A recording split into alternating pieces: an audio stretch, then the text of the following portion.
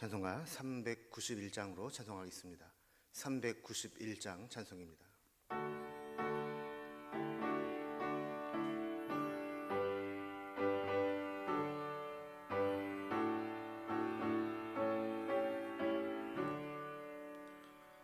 오 놀라운 구세주 예수 내 주 참 능력의 주시로다. 큰 바위 및 안전한 그곳으로 내 영혼을 숨기시네. 메마른 땅을 종일 걸어가도 나 피곤치 아니하며 저 위험한 곳 내가 이를 때면 큰 바위에 숨기시고 주 손으로 덮으시네. 오 놀라운 구세주 예수 내 주 내 모든 짐 벗기시네. 죄악에서 날 끌어 올리시며 또 나에게 힘 주시네. 메마른 땅을 종일 걸어가도 나 피곤치 아니하며 저 위험한 곳 내가 이를 때면 큰 바위에 숨기시고 주 손으로 덮으시네. 증량 못할 은혜로 채우시며 늘 성령의 감화 주사 큰 기쁨 중 주님을 찬양토록 내 믿음을 도우시네. 메마른 땅을 종일 걸어가도 나 피곤치 아니하며 저 위험한 곳 내가 이를 때면 큰 바위에 숨기시고 주 손으로 덮으시네. 주 예수님 공중에 임하실 때 나 일어나 맞이하리.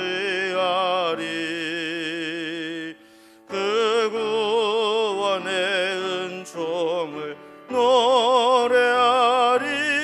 저 천군과 천사 함께 메마른 땅을 종일 걸어가도 나 피곤치 아니하며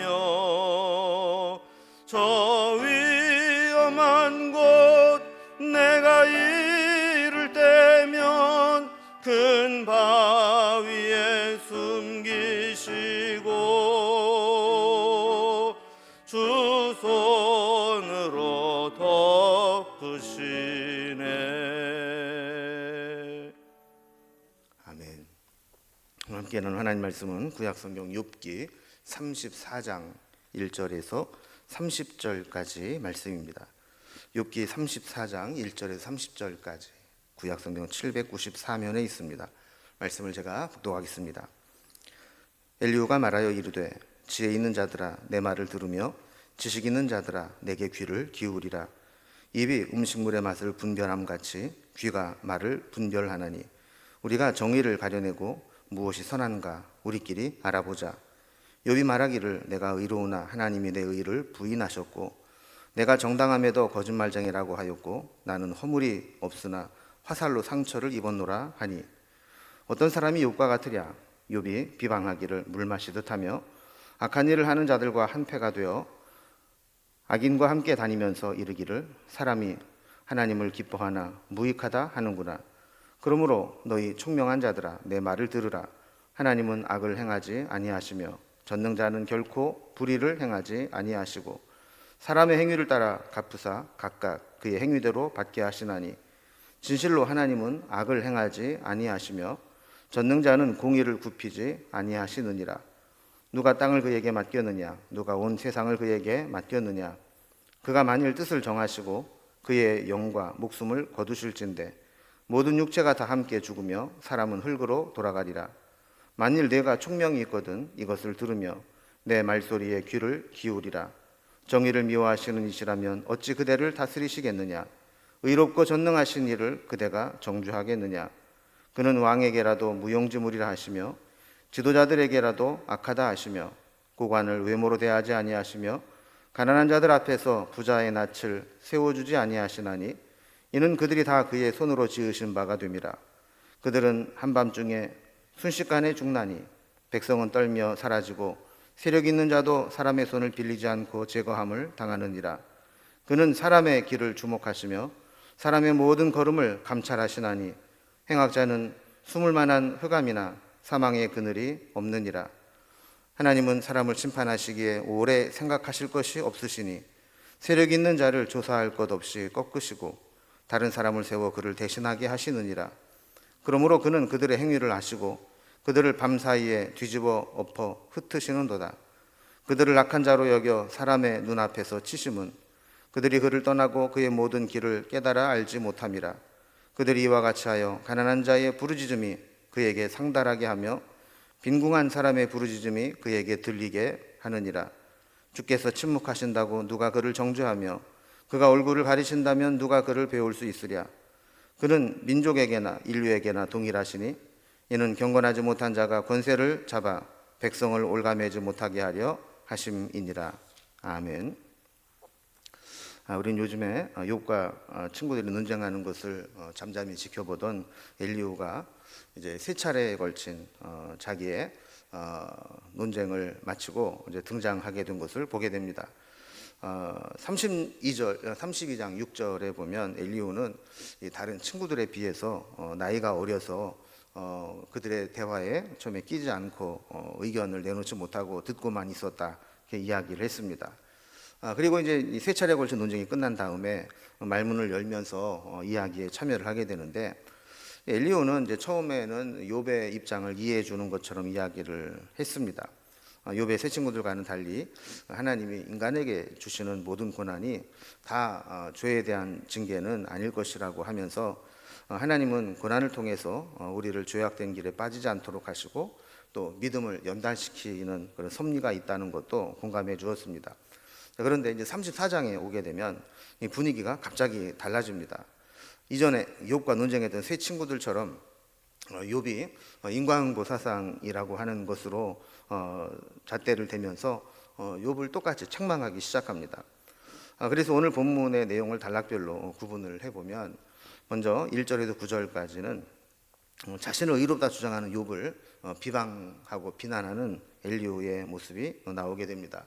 하나님이 공의로우신 하나님인데 어떻게 하나님 앞에 의롭다 주장할 수 있느냐 하는 거죠.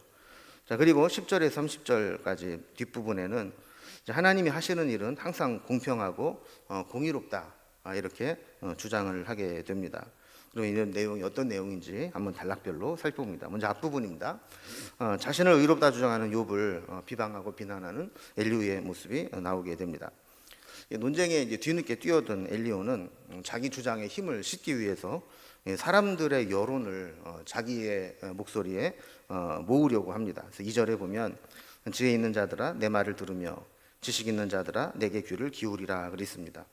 주변에 있는 사람들을 변론에 참여시키면서 지혜 있다고 생각하는 자, 지식 있다고 생각하는 자들은 다 와서 내 말을 듣고 한번 판단해봐라 하는 이야기죠. 3절에 보면 사람들은 음식을 먹으면 맛을 분별하는 것과 같이 귀가 있어서 어떤 이야기를 들으면 옳고 그름을 분별할 수 있게 된다라는 겁니다. 그래서 자신이 하는 말을 들으면 지혜 있고 지식이 있는 사람들은 무엇이 옳은 것인지 분별할 수 있을 거라는 거죠. 그래서 4절 말씀에 보면 자 이제 이야기하는 것들을 통해서 정의가 무엇인지 또 무엇이 선한 것인지 또 우리끼리 한번 이야기해보고 판단해보자라는 겁니다. 자, 엘리후가 논쟁의 주제로 내세운 것은 욥이 자기 스스로를 그렇게 의롭다 이렇게 항변을 했는데 그게 진짜 맞는 말인지 한번 우리가 판단해보자 하는 겁니다.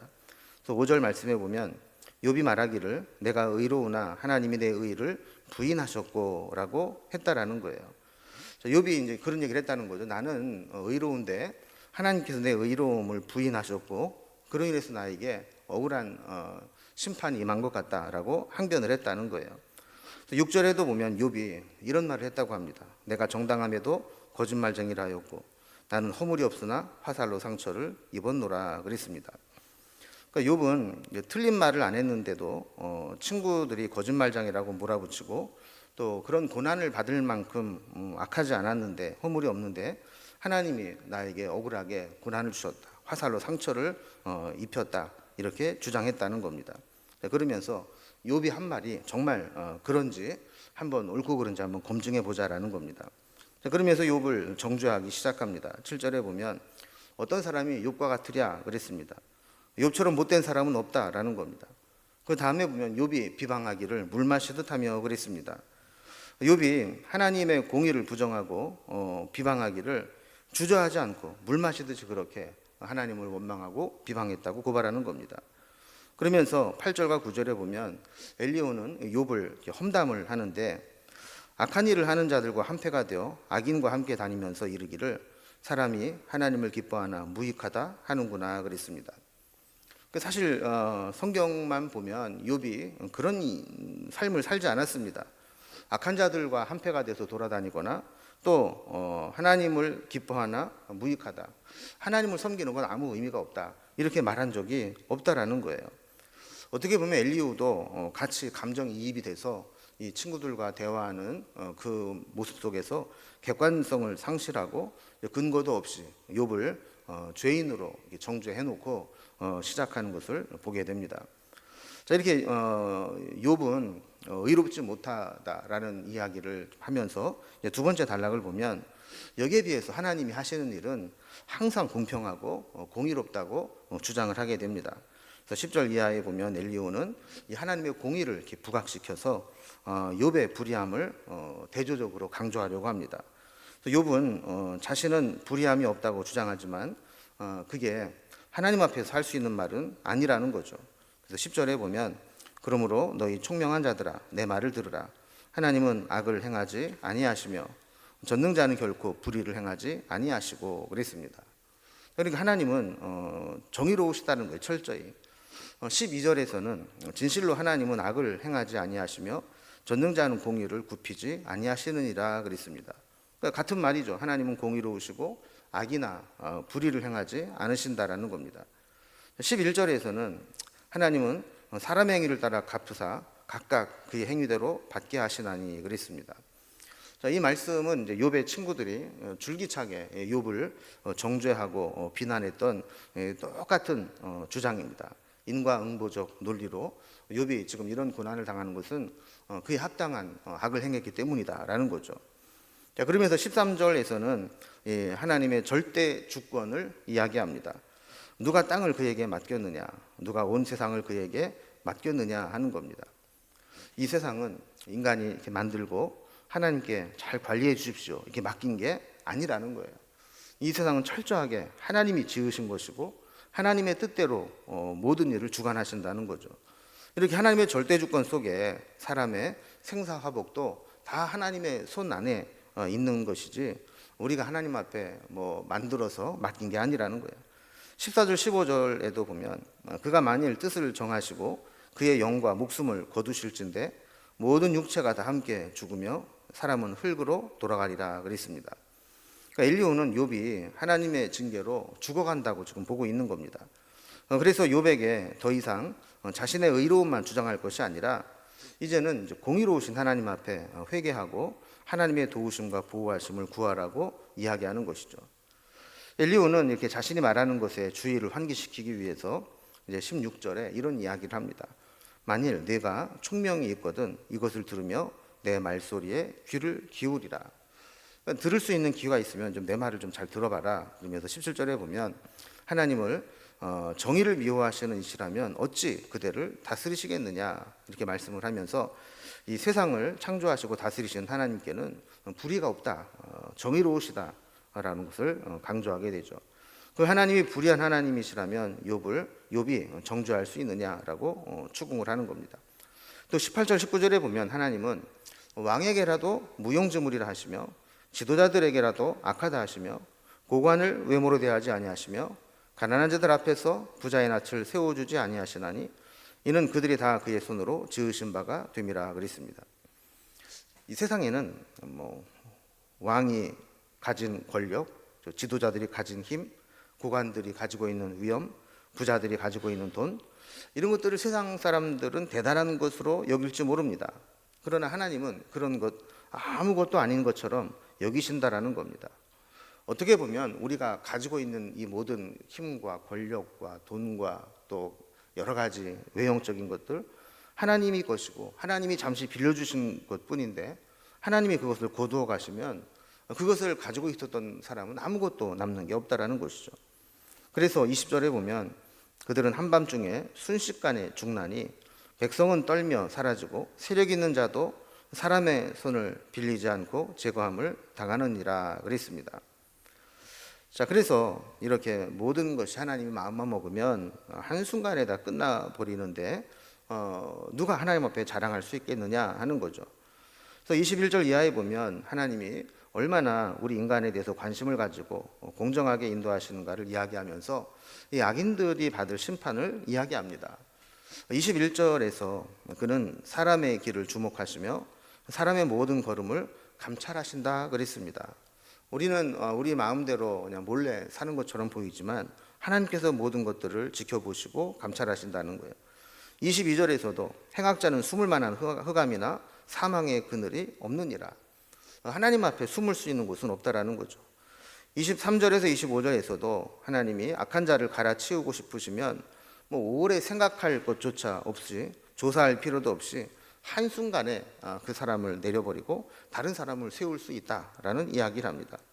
그래서 이러한 일들은 하룻밤 사이에도 모든 것을 뒤집어 엎을 수 있을 정도로 하나님께서는 계획하시고 원하시는 것을 한순간에 다 해버리신다는 거죠.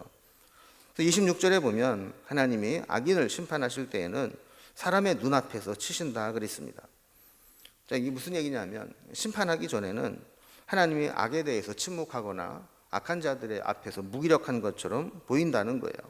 그러나 하나님 일단 그들을 심판하시기로 마음을 먹으시고 작정하시면 사람들이 다 보는 앞에서 공개적으로 다 알 수 있도록 그렇게 심판하신다는 겁니다. 악인이 하나님의 심판을 받게 되는 이유가 27절, 28절에 나옵니다. 그들이 그를 떠나고 그의 모든 길을 깨달아 알지 못함이라. 그들이 이와 같이 하여 가난한 자의 부르짖음이 그에게 상달하게 하며 빈궁한 사람이 부르짖음이 그에게 들리게 하느니라 그랬습니다. 악인은 하나님의 교훈과 말씀을 떠나서 하나님을 무시하고 하나님이 싫어하시는 일들을 행했기 때문에 하나님의 심판을 받는다는 겁니다. 특히 가난하고 힘없는 자들에 대해서 박해하거나 그런 모습을 보면서도 방치하는 것은 하나님을 무시하는 것과 같은 것인데 이 말을 하는 것은 욥이 가난하고 힘없는 자들에게 함부로 대했다 이렇게 단정짓고 욥을 비난하는 거죠. 29절에 보면 주께서 침묵하신다고 누가 그를 정죄하며 그가 얼굴을 가리신다면 누가 그를 배울 수 있으랴 그랬습니다.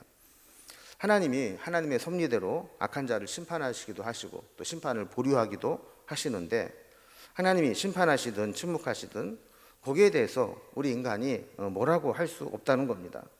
그러나 때가 되면 하나님은 악인들을 다 심판하시게 되는데 30절에서 그 이유를 경건하지 못한 자가 권세를 가지고 백성을 올가매지 못하게 하려 하심이라 그랬습니다. 하나님이 공의를 행하시고 악인을 심판하시는 이유는 결국 연약한 자들이 고통당하지 않도록 구원하시는 하나님의 손길이라는 것이죠. 자, 이렇게 욥이 오랫동안 참고 있다가 한번 말문이 터지니까 엘리후가 욥에게 이야기를 하게 되는데, 엘리후 역시 욥의 아픔에 공감해 주기보다는 욥이 했던 말들을 이렇게 꼬투리 잡아서 어떻게 보면 인신공격에 가까운 비난을 쏟아내고 있습니다. 단단히 마음 먹고 한번 따져보자, 지혜로운 사람, 똑똑한 사람들 한번 다 와서 한번 논쟁해보자 하면서 아주 작정을 하고 말로 욥을 숨막히게 정죄하는 이야기들 쏟아낸 거죠. 그러니까 엘리후는 어떻게 보면 위로나 중재가 목적이 아니라 욥을 정죄하고 기소하는 것이 목적인 것처럼 이미 죄인으로 딱 낙인 찍어놓고 몰아붙이고 있는 겁니다.